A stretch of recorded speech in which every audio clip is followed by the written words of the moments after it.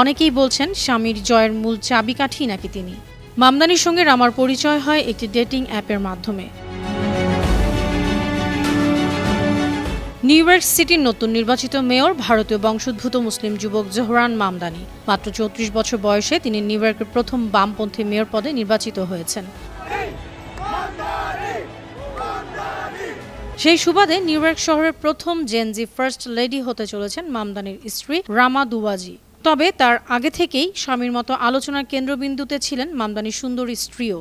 Zohran মামদানির রাজনৈতিক প্রচারণার সময়ই তাকে নিয়ে আলোচনা শুরু হয়। অনেকেই বলছেন স্বামীর জয়ের মূল চাবিকাঠি নাকি তিনি। দ্য টাইমসের প্রতিবেদনে জানা গেছে, মামদানির স্ত্রী রামা সিরীয় বংশোদ্ভূত। এই সুন্দরীর বয়স ২৮ বছর। তার জন্ম টেক্সাসের হাউস্টনে। ৯ বছর বয়সে তাদের পরিবার দুবাইতে চলে যায়। পরে আমেরিকা ফিরে গেলে রামা নিউ ইয়র্কে ইলাস্ট্রেটর ও অ্যানিমেটর হিসেবে কাজ শুরু করেন। বহু নামী প্রতিষ্ঠানের সঙ্গে আর্টের কাজ করেছেন রামা।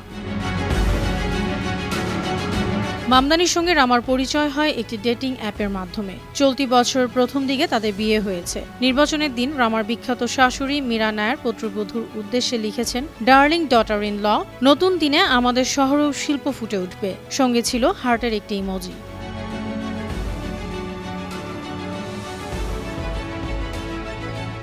আন্তর্জাতিক ডেস্ক, বানো টিভি।